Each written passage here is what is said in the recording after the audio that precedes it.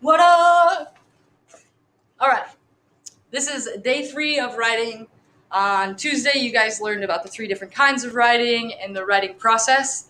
And then we spent some time yesterday talking about complete sentences, right? Writing complete sentences, using different sentence structure, and really starting to think about what it is that we're trying to say and what the best way is to say it. So today, again, you're going to be using that resource. You're going to be taking out your handy pages, and you're going to be using that resource to learn about and use different kinds of words. Okay, so we're going to be opened up. I'm going to go ahead, pause it, so you can go find your handy pages. And then once you find your handy pages, you will open up to page 6. So go find those handy pages, and I'll be here when you get back.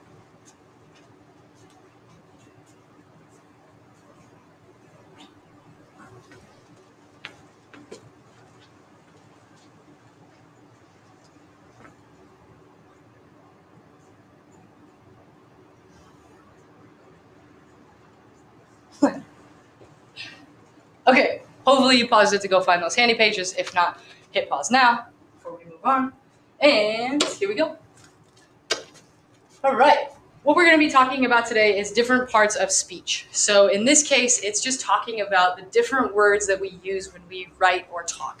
Okay, so even when we're speaking, these words are still called what they're called, right? So if I'm talking about a person, so for example, if I'm talking about Miss Pearl, Miss Pearl is a noun, but she's also a proper noun because I'm calling her by her name, right? So, for example, students would be noun, but that is a plural noun.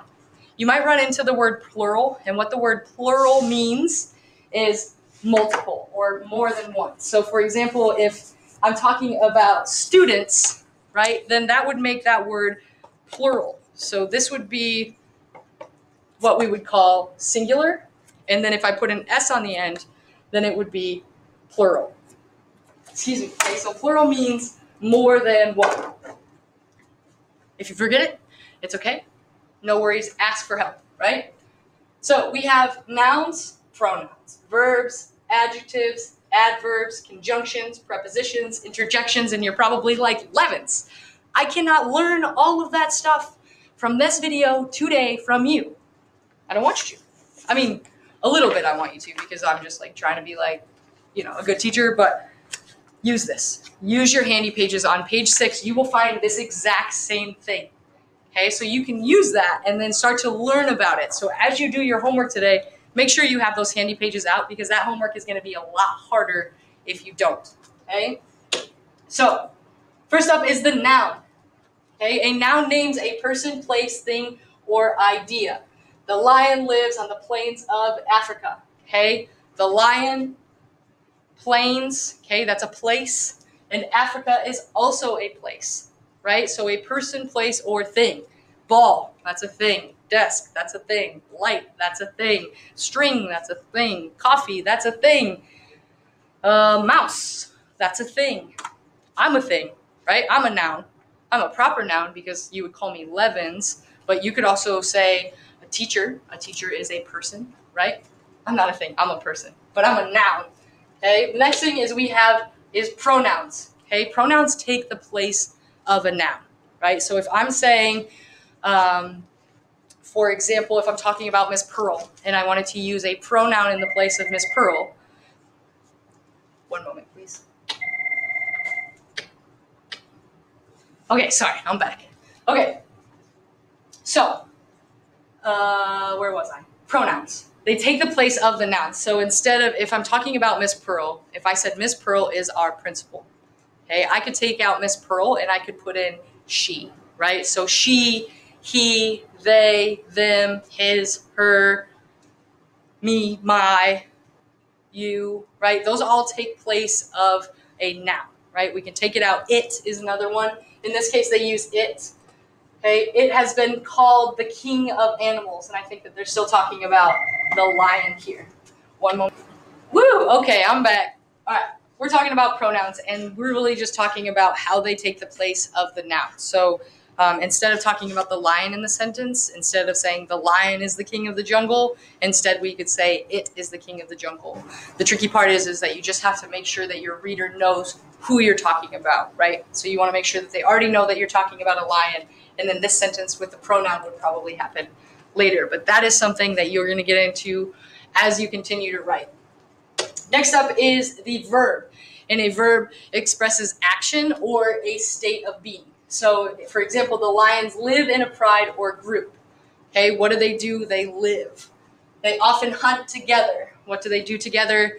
They hunt, right? So the action verbs are, the verb is the action, is what I'm trying to say. So run, jump, swim, duck, slide, shoot, yeah, they go on. There's so many verbs, but really think about, when you're thinking about verb, like what is the action, okay?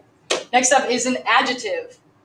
And an adjective tells which one, what kind, or how many about a noun. So adjectives, the most simple way that I would describe an adjective is that it describes a noun, right? So it's gonna say like pretty, for example. What was the sunset? The sunset was pretty. Right, so it just describes it, and the adjectives are what help to describe specifically by saying which one, what kind, or how many. So here it says the male lion, right? How did they describe the lion? As a male, has a thick, shaggy mane. How did they describe its mane? Thick and shaggy. Okay, then we have adverbs. Okay, adverbs, and I like to see the verb in there. Okay. The adverb tells how a verb happens, right? It tells how, when, where, or to what degree about a verb or another verb.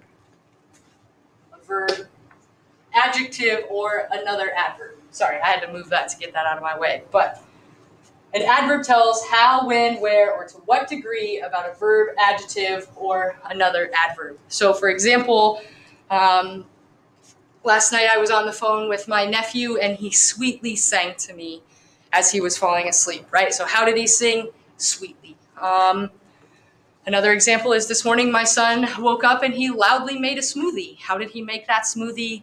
Loudly, right? So those are just some examples of adverbs. And again, these are things that you will just practice and keep using your resource.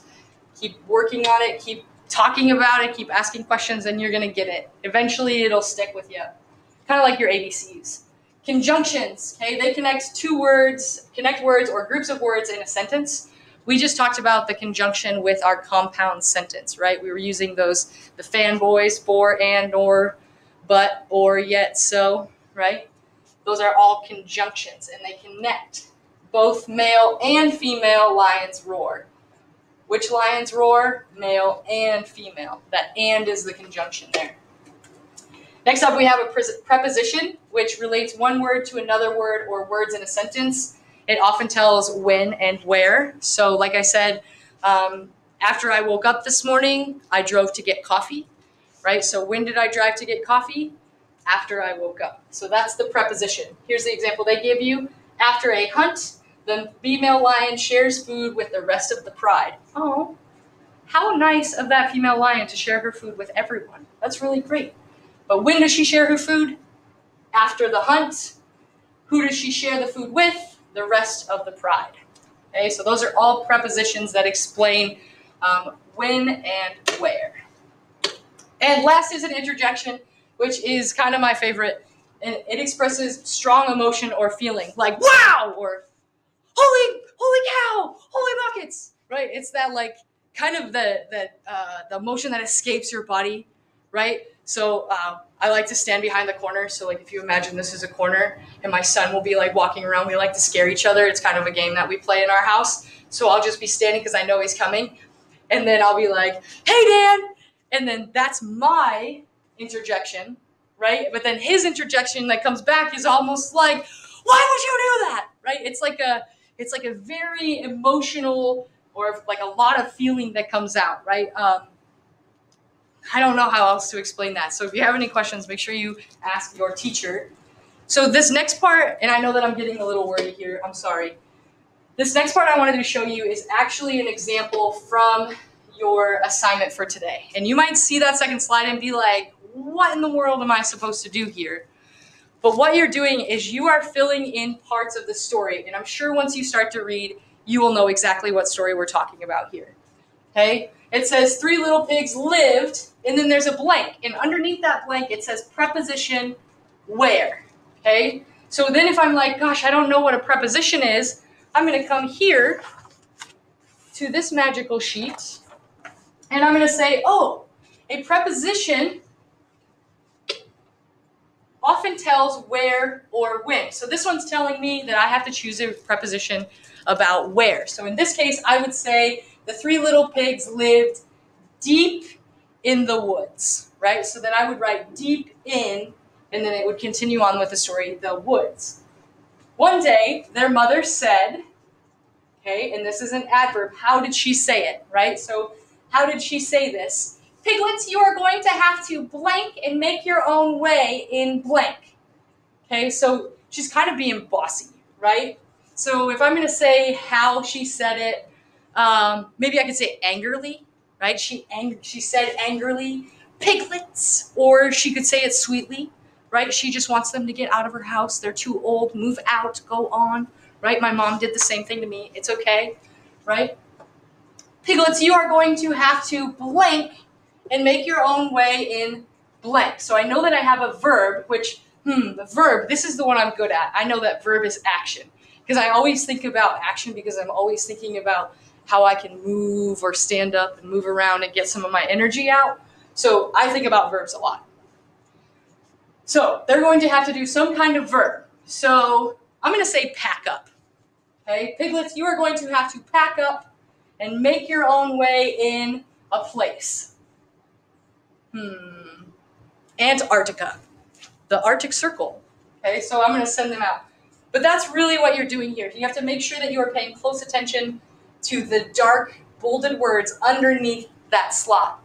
Now, if you get into it and it's hard and you're really confused, don't forget to ask for help. Don't forget to come back and watch this video. And also take a chance, right? Make your best guess. Do what you think is right. And if you're wrong, it's okay. That's how we learn. We learn from making mistakes. So I'm excited to read your stories. I'm excited to see what you come up with here. Go ahead and you can go work on your writing slides. If you have any questions, make sure that you reach out to your teacher, ask your parents, and don't forget to use your handy pages, y'all. All right. Stay rad, homies.